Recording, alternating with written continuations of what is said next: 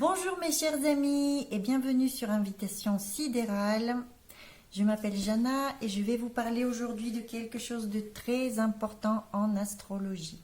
Quelle est la différence entre le zodiaque sidéral et le zodiaque tropical? Essentiel pour comprendre le ciel et les étoiles. Pour commencer, je vais juste vous dire que l'astrologie que vous connaissez tous par défaut en Occident, c'est l'astrologie tropicale, donc qui se base sur le zodiaque tropical. C'est l'astrologie présente partout, dans les médias, les livres, il y a plein d'astrologues qui travaillent là-dessus. Et j'en faisais partie. Je l'ai étudiée pendant 17 ans, donc je connais cette astrologie. Maintenant, je vais vous donner une petite mise en situation pour vous illustrer tout de suite de quoi il s'agit. Imaginez que bientôt, allez, le mois prochain, à la lunaison suivante, la lune arrive à son premier quart. Vous lisez dans un bulletin astrologique que la lune se trouve par exemple en poisson, dans les poissons. Vous lisez plein de choses qui sont dites par rapport aux poissons. Vous dites, tiens, je vais sortir, c'est une belle nuit dégagée, je vais voir la lune où elle se trouve. Vous observez le ciel, la lune est juste au-dessus de vous à ce moment-là. Vous regardez les constellations qui se trouvent derrière la lune et vous constatez que ce ne sont absolument pas les étoiles de la constellation des poissons. Vous trouvez cette nuit-là, derrière la lune, la constellation du Verseau. Et ce que vous voyez, en fait, c'est la position de la lune sur le zodiaque sidéral. Alors, c'est une chose que vous lisez dans votre bulletin astrologique, qui vous parle de la lune en poisson, et c'est une toute autre chose que vous constatez dans le ciel. Pourquoi ? Parce qu'il y a un décalage entre ces deux systèmes qui, de nos jours, est d'environ 24 degrés. Ok. Comment ça se fait? Et pourquoi ça existe? Ces deux systèmes. Je vais vous donner une autre situation d'exemple. Imaginez que c'est l'équinoxe du printemps. Vous vous levez très tôt. Vous allez dehors pour voir le lever du soleil. Vous le voyez apparaître. Et le point précis où il apparaît, à l'horizon est, c'est considéré comme le 0 degré du Bélier. À partir de cet endroit précis dans le ciel, vous allez observer les planètes. Où est-ce qu'elles vont se trouver? Bon, le jour, ça va être un peu difficile, mais prenez une appli sur votre portable. Vous regardez où se trouvent les planètes et vous allez constater leur position planétaire qui sont calculées à partir du 0 degré du Bélier où se trouve le Soleil à ce moment-là. D'accord? Donc, toutes les valeurs en degrés vont se calculer par rapport à ce point.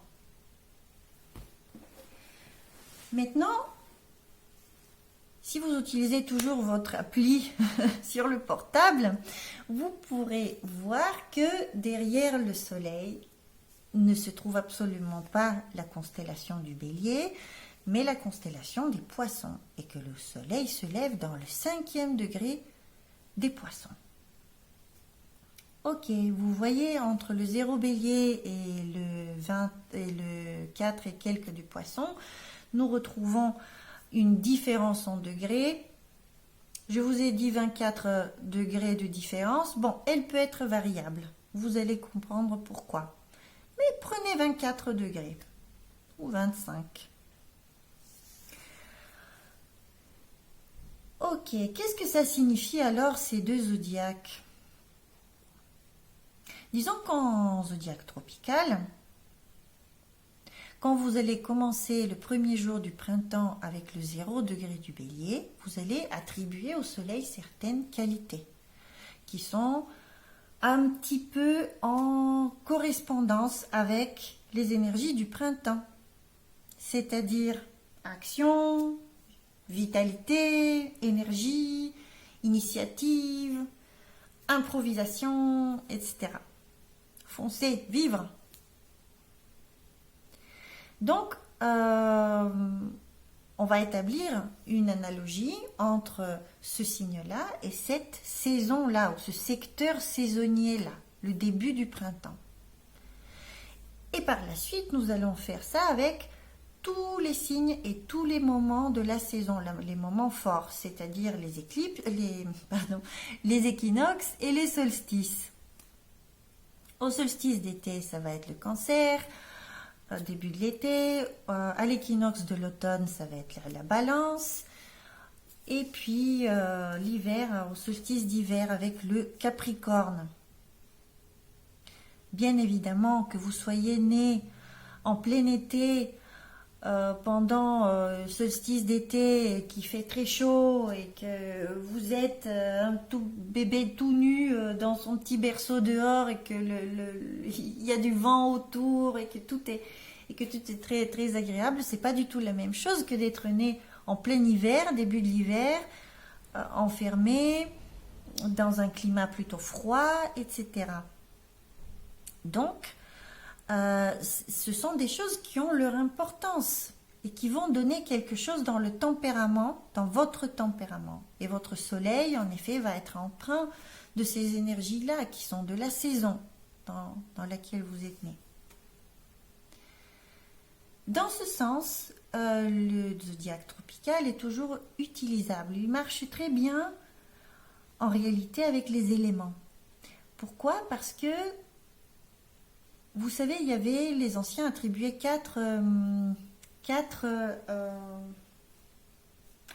le mot m'échappe, le chaud, le froid, le sec et l'humidité, 4 qualités, disons, principales de la saison, qui par leur combinaison créaient la saison en particulier. Par exemple, le froid et le sec va donner l'hiver. Ok, donc ça marche bien au niveau des éléments. Mais, alors, les étoiles dans tout ça. Les étoiles, c'est-à-dire les vraies constellations, on ne les utilise plus. Et en réalité, en astrologie tropicale, on n'utilise pas les constellations. Les vraies, réelles dans le ciel. Ok, avant de vous dire comment on va les interpréter, je vais vous dire aussi que ce zodiaque qui est sidéral du coup, lui aussi, il lui faut un point de départ. Et ce point de départ ne va pas être le même pour les différentes écoles d'astrologie qui utilisent ce genre de zodiaque. Parce que pour avoir un départ quelque part dans le ciel, pour commencer à calculer ou à tracer une carte, il vous faut un point fixe, donc une étoile fixe le plus souvent. Donc les différentes écoles utilisaient différentes étoiles pour donner le début de ce zodiaque. D'où la différence d'écart toujours entre le 0 degré du bélier tropical et le 0 degré du bélier dans le sidéral, qui va être calculé en fonction d'un point différent pour chaque école. Cet écart-là s'appelle Ayanamsha. C'est une valeur d'écart qu'on va appliquer sur un thème de naissance pour retrouver les vraies positions des planètes en zodiaque sidéral, c'est-à-dire par rapport aux constellations réelles dans le ciel. Ok. Donc, différentes Ayanamsha. Il faut dire que avec le zodiaque sidéral travaillent plusieurs écoles d'astrologie. Par exemple, l'astrologie védique. Et dans l'astrologie védique, il y a une multitude de différentes Anayamsha qui sont utilisées. La plus répandue, c'est celle de l'Ahiri.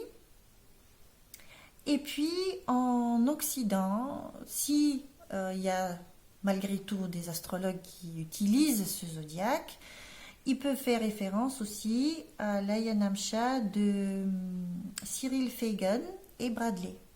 Fagan-Bradley. Ça, pour eux, le point de départ du zodiaque est un point fictif calculé par des principes mathématiques. Ce n'est pas une étoile fixe, vraiment, qui existe matériellement dans le ciel. Et c'est une valeur que je peux utiliser des fois. Néanmoins, je vous dis, pour ma chaîne, pour mon travail, ce que je vais partager avec vous, j'utilise le zodiaque babylonien fixe, pour lequel le 15e degré du taureau démarre dans l'œil du taureau, c'est-à-dire l'étoile Aldébaran. Parce que ça, c'était le zodiaque qui a été utilisé dans toute l'Antiquité, j'allais dire occidentale, mais en réalité, il s'agit de la Mésopotamie aussi. Sumer, Babylone, Akkad, Babylone, puis l'Égypte et tout le monde hellénistique. Et ce genre de zodiaque était le plus utilisé. C'était le zodiaque qui était utilisé même en Europe majoritairement jusqu'au 5e, 6e siècle, mais même certains astrologues jusqu'au 10e siècle. Sauf que ça s'est perdu dans le temps, vous voyez, parce qu'au début, l'astrologie était interdite par l'Église dans un premier temps.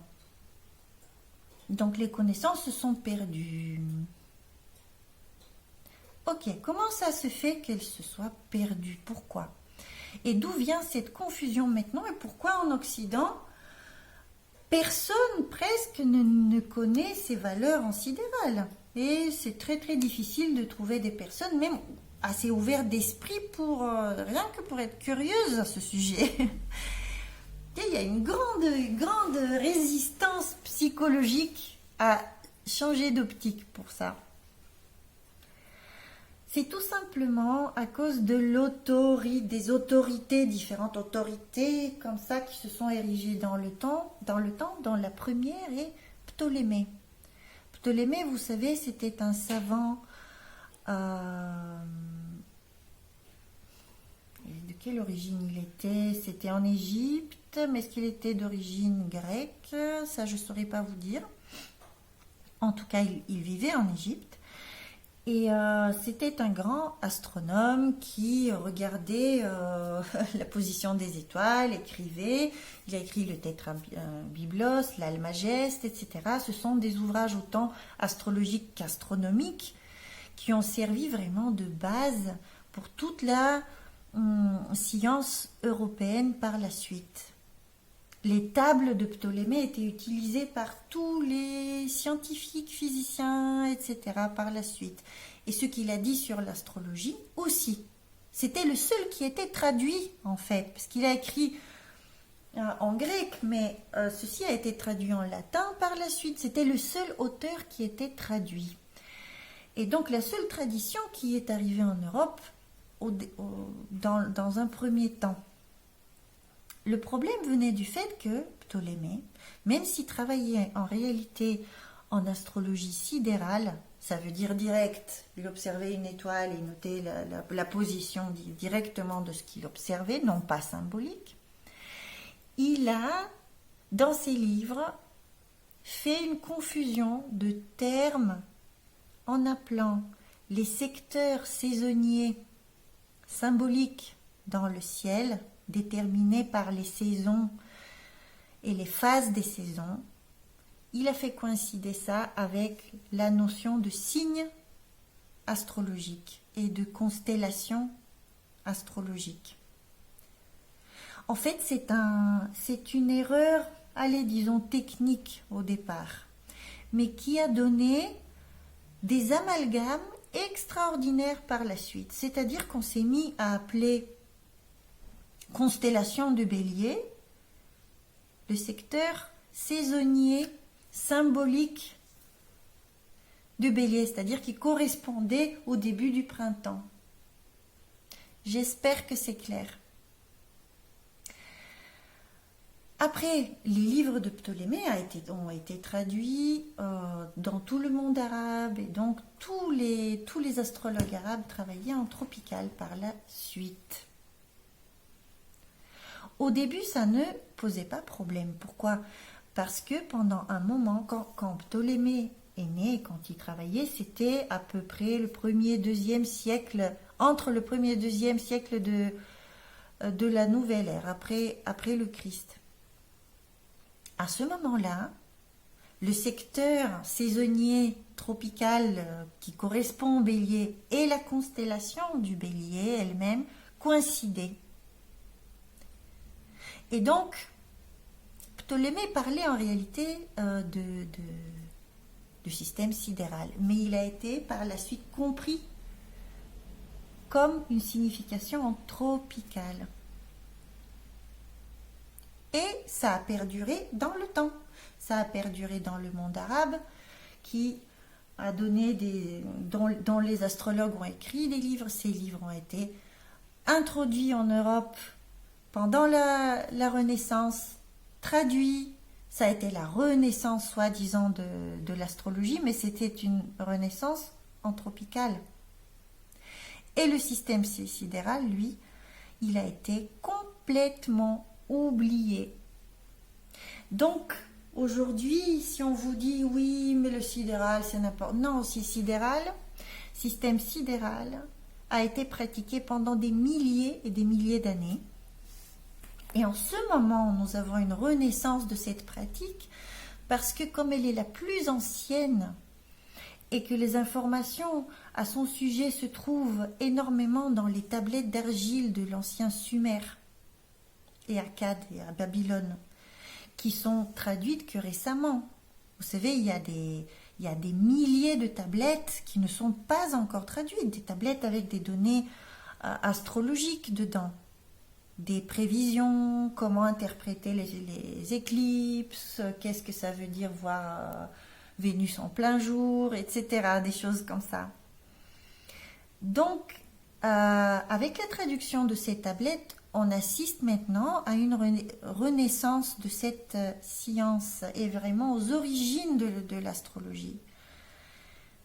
Plus ancienne encore que l'astrologie védique, qui, elle, sa tradition orale seulement date de 1400 ans avant Jésus-Christ, alors que le premier astrolabe sumérien date de 5500 ans avant Jésus-Christ.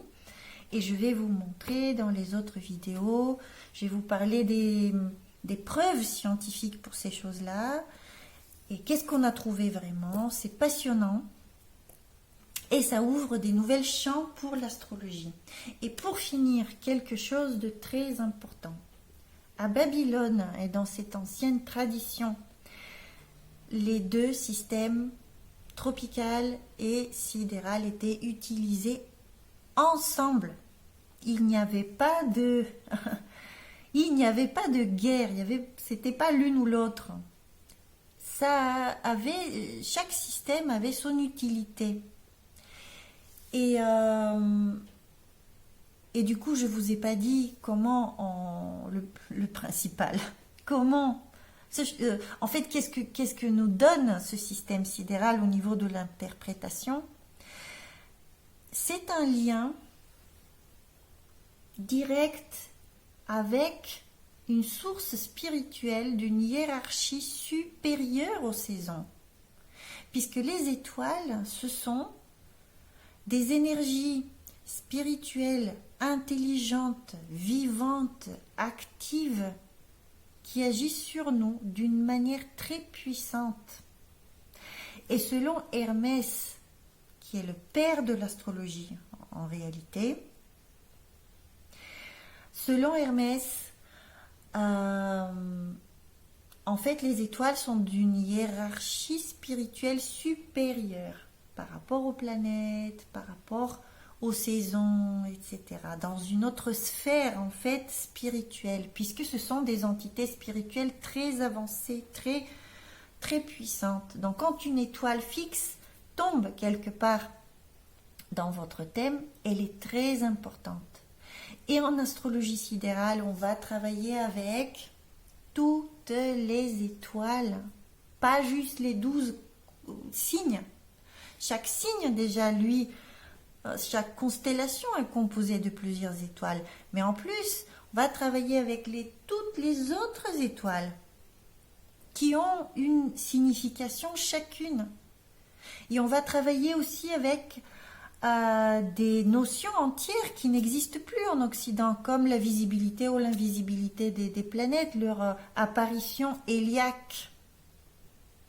Le Hileg, Alcocoden, Almuten, tout ça, ça existait encore dans l'astrologie médiévale aussi. On va l'utiliser. Donc, c'est plein de notions. C'est un panthéon de divinités aussi, qui est très très riche et qui nous ouvre en astrologie d'énormes possibilités. Donc, mon idée, ce n'est pas d'opposer les systèmes les uns aux autres. Et je m'adresse surtout aux astrologues qui pourraient me regarder. S'il vous plaît, soyez curieux. Et je suis sûre que nous pouvons ensemble trouver comment nous enrichir les uns les autres, les différentes écoles astrologiques, puisqu'elles reflètent toute une part de notre réalité, soit matérielle, soit émotionnelle, soit mentale, soit spirituelle. Voilà, sur ce, je vous invite à vous abonner à ma chaîne, je vous invite à aimer pour me donner un coup de pouce puisque je démarre et faire un petit peu monter et rendre visibles les vidéos. J'ai beaucoup de choses à raconter sur tous ces sujets-là. Je vous attends à nouveau pour d'autres vidéos. Portez-vous bien. Merci et à bientôt.